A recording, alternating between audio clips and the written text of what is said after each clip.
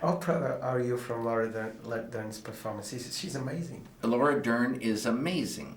And Laura Dern is an amazing actress.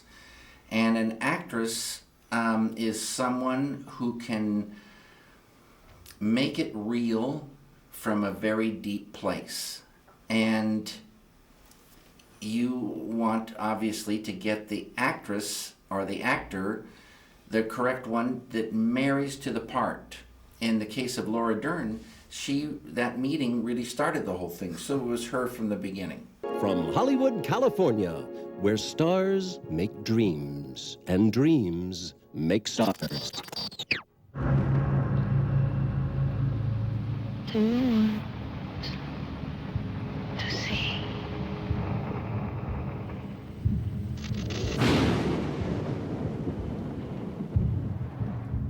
You have a new role to play, I hear. Up for a role. No, I definitely heard that you have it. Looking back, I say it was a meeting that started Inland Empire, a meeting with Laura Dern on the street in front of my house. And Laura comes walking along, smiling. I hadn't seen her for a long time. I'm surprised to see her on my street. And she announces that she's my new neighbor. And she says, "David, we've got to do something again sometime." And I said, "Yes." And I start thinking about her and the fact that we need to do something, and ideas start coming. 3, 2. Mamas, lock up your daughter's doors. Nikki, really? This news, this shocking revelation by Devin must send a shiver down your spine. Are you going to be able to be true to hubby with a wolf in the den? Now, Marilyn, I'm sure we'll get on famously in a professional way, and that's how it will stay professional.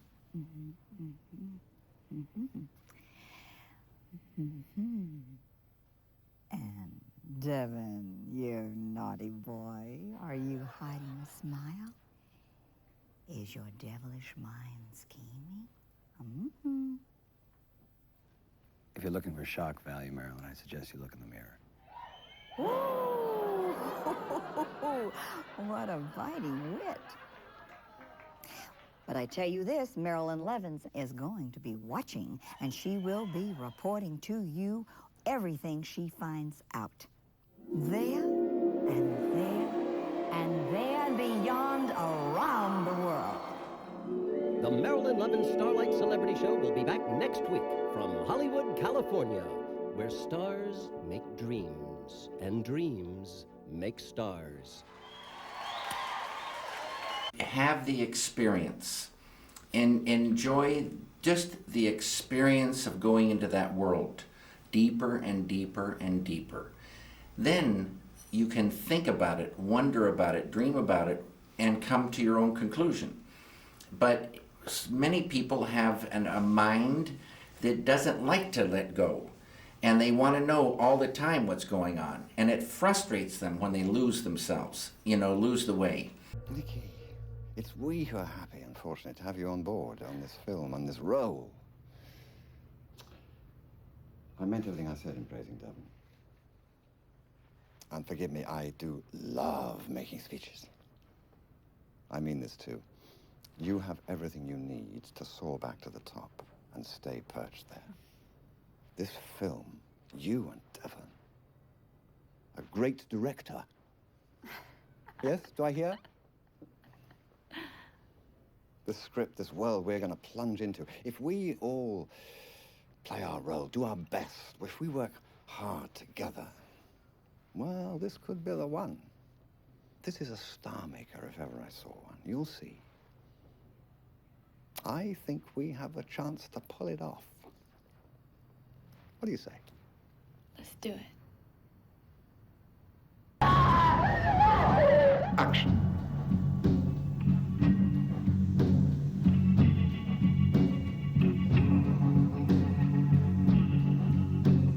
Damn! This sounds like dialogue from our script. Cut it.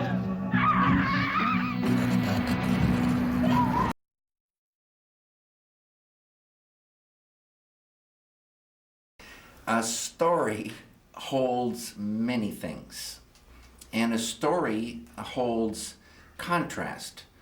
And, again, dictated by the ideas, but it holds many, it can hold many genres, many different things, and it's the combo of those things that make up the story.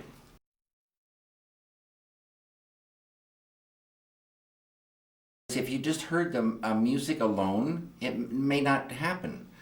But if you hear the music at a certain point, having what went before, and with the picture, with the character, knowing what you know, the combo can give this thing. But again, it's the ideas.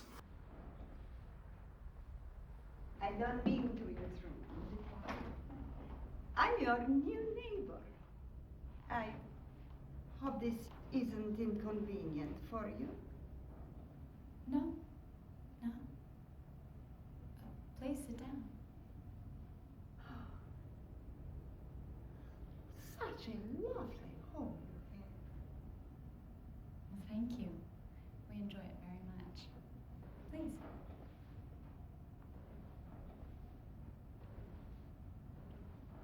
Would you like a coffee? That would be lovely. Thank you. And for you, ma'am? Oh, same here, thank you. I've been going around meeting our new neighbors. I think that it is important to know one's neighbors, to say hello to them.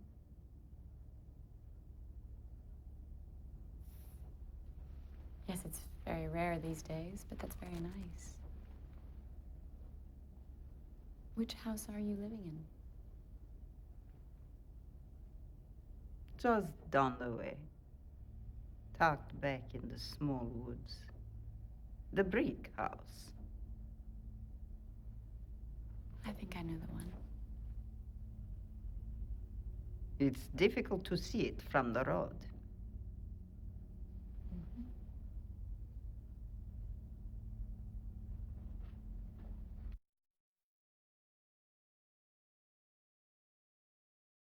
The film is a beautiful medium, a beautiful look, but digital is the future, and digital will just keep getting better and better and better.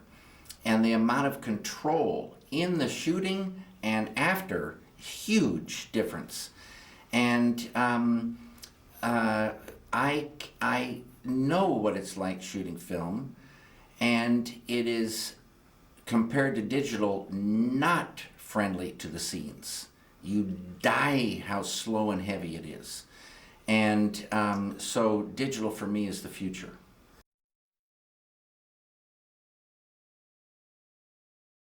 The mystery will kind of keep going, but if we want to come to a conclusion, the elements are there, the clues are there. What the bloody hell's going on? Is this good? Oh, please. Our producers know the history of this film, and they have taken it on themselves not to pass on that information to us. Purposefully. Something's wrong. For me, I like to go to a film not knowing so much, and I like to have that experience, whatever it is. And we use our intuition to come to a conclusion, to come to, an interpretation. Do you love me? It's a story that happened yesterday, but I know it's tomorrow. I love what you say.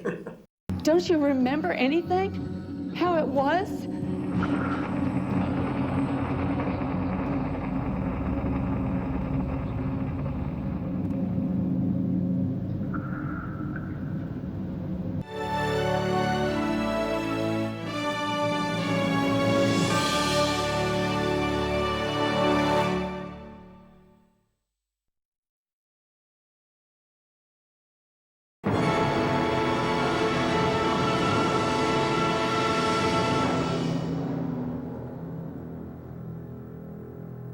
And this is KPCW FM, your short guide to the Sundance Film Festival, where tonight the hottest ticket in town has got to be the premiere of David Lynch's Lost Highway. Bill Pullman and Patricia Arquette star in this dark thriller about desperate men and faithless women doomed. This idea popped in his head that was about a couple who kept receiving videotapes just dropped on their doorstep.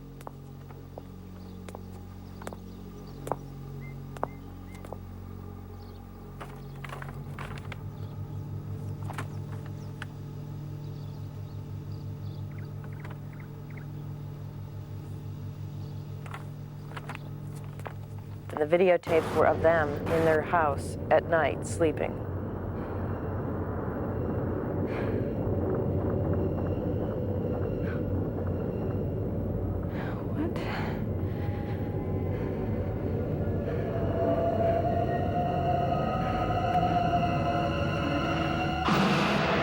Nothing ever happened to it, and for 4 years when I told the same thing to Barry Gifford, and it was that thing that kind of got us, going to write the screenplay.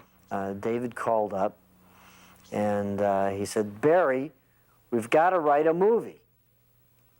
So I said, "Okay, but I'm working on this new novel right now. I can't really do it now." He said, "No, Barry, we have to write a movie, and we have to do it now." So I said, "Well, I'm not going anywhere." He said, "Stay right there. I'm coming up." They kind of were initially talking about a completely different idea, and two different ideas, Barry's and David's, and they hated each other's ideas, and then David came up or told Barry the story of this idea. When you have two guys writing, usually one guy walks around the room, the other guy sits at the typewriter or the computer now. But David and I are both the guy who walks around the room. So we had to sort of avoid bumping into one another, and to avoid bumping into one another, we wound up sitting opposite and talking, and basically I was writing it down. I don't think I've ever met a more affable person than David Lynch. From the very first, David and I have gotten along extremely well. He's had a policy, of course, he never likes to have the writer around. Certainly, not on the set or standing next to him while he directs. He actually invites me to do this. He's incredibly generous in this way. Some things work that you've done in the script. Cut it. Good going, you guys. And some things don't. Or somebody does something and it's better than the script. And so you always have to keep watching for things and be open to new ideas, and at the same time think about this blueprint and not get off on tangents that won't that'll kill you later. You want to film tonight, Deepak? Yeah. You have to sign these checks. All right, here we go. Okay, now you are not going to give these checks away, right? Okay, I make the budget. I make the schedule. The crew needs to stick to the budget and stick to the schedule. You don't even buy a pencil in this office without me knowing about it. Like films to him are puzzles, and with money, time, personnel, like a kind of like a general. I control every single aspect of the filmmaking process, not creatively, but as far as financially is concerned. As they say, the buck stops here. I have been wrong before. Okay. What can I do? Can I just pick it? Can I just do it in two? Do I have to hear all the reasons why I can't? There's never any reason. And you walk up to him and you tell him lies. You say you can't have this, or you say it's great, David, you can do this, or you do everything that you can to keeping the best interest of the movie in line, and also making sure that it's done for the amount of money that you have.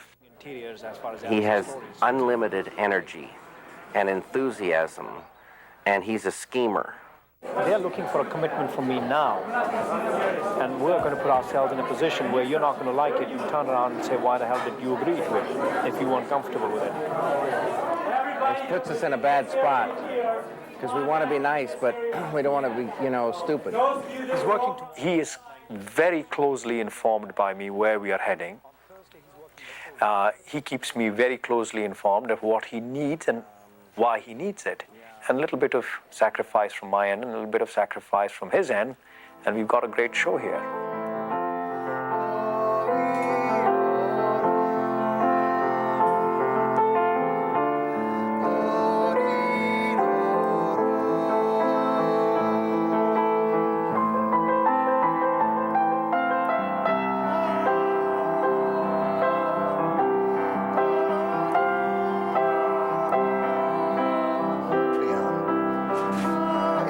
Really kind of tone as the other. So the whole key is, you know. Okay, that's the song playing in there. It's like these are in groups of threes, like 1, 2, 3, and then there's a break, 4, 5, 6, a break, and then the chorus. It's kind of cold, cold and warm. The chorus is kind of warm. So she sings and plays violin at the same time? This, I don't think she does. She sings and then she does an instrumental violin. Whoever does, yeah. But for her to sing on that track, she has to sing in the stratosphere.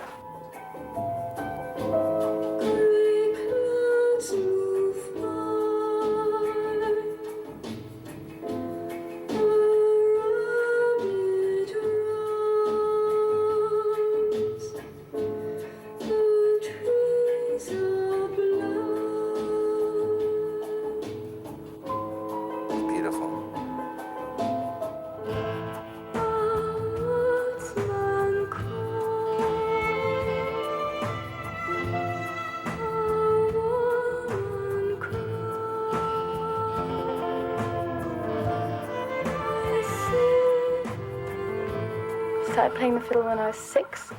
My grandfather was a Scottish fiddler.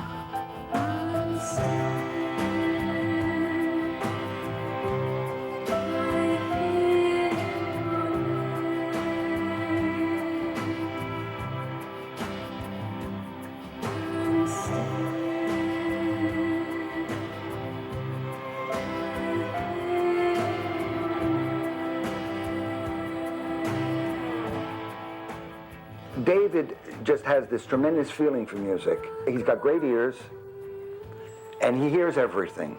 He hears all the little inner voices. He hears everything you're doing. Artie, stop. On this, because of the register, you know, it's like now like a fatter sound, and there's a lot of like... You want to have her back off a little bit? Angelo inspires me, and I inspire Angelo by talking and nodding and making gestures. So maybe she should back off just a touch. Okay, but she's going to back off for the high part. This is Right. so nice up close like that. Okay. Yeah. You want to hear it back a little bit? It's okay. It's a little fatter sound, which could be effective. Yeah, You know, I we can think give it's that a nice, shot. Ange. All right, let her do one. Angelo locks into the thing, and then goes till that's, you know, exhausted. So it's 4 of the same, and 1 slightly up, and then 4 of the same. Yeah, but it's in a pattern of 3, 3, and 3. Right. But you got to play the other things with it. So he like finds it, then, you know, builds on it, and make a piece. Some pieces are short, some pieces are long, but they all live within this certain thing that's found.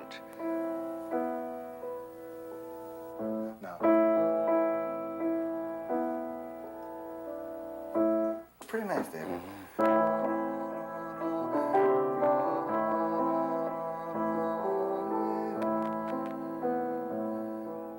The beginning dictates, you know, the direction, and you never know where it's going to end up. But the mood is something that you're looking for, and somehow we always, you know, find it. But it takes a kind of a strange dialogue and action and reaction with the music Angelo's playing to get there. And it just goes out.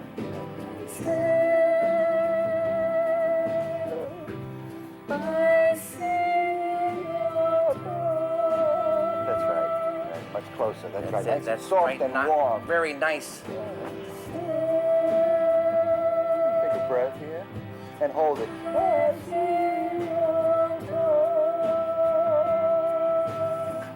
And it just fades. And maybe we can.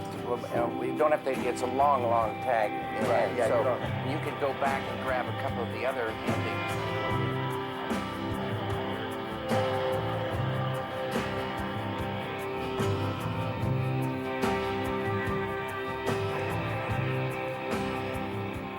When I was little, in Spokane, Washington, I drew all the time, and my father would bring paper home, and I mostly drew Browning automatic water-cooled submachine guns. That was a favorite. When I met David, we were both working at a drugstore. He was driving prescriptions around, delivering prescriptions, and I was working at the soda fountain. And one day I remember talking to him and saying, "Boy, I wish I could be a painter."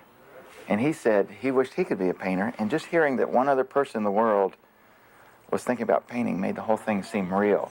Every lunch, Bush's brother David, and who was a draftsman at Holland Engineering, and I would go to your studio on Cameron Street for lunch. And you'd make us peanut butter and jelly sandwiches and coffee. 3-decker. 3-deckers. And so one day we were over there, and you were pouring coffee, and what worries me is I was drinking it and not noticing anything, but David Keeler said, "Bush, what the hell's wrong with this coffee?" Right. And you looked at him. You were really swilling it Yeah, down. I was swilling it down. And you said, "Nothing's wrong with this coffee. If you don't like it, get out." And David said, "Bush, this coffee tastes terrible. Something is wrong with this coffee." And Bush and I was sort of worried because it was pretty good to me, and Bush was pretty offended, and that ended up going to the percolator, and he took off the top, and there is a bar of lava soap floating, standing upright at the bottom in this coffee, and a lot of like little suds and stuff.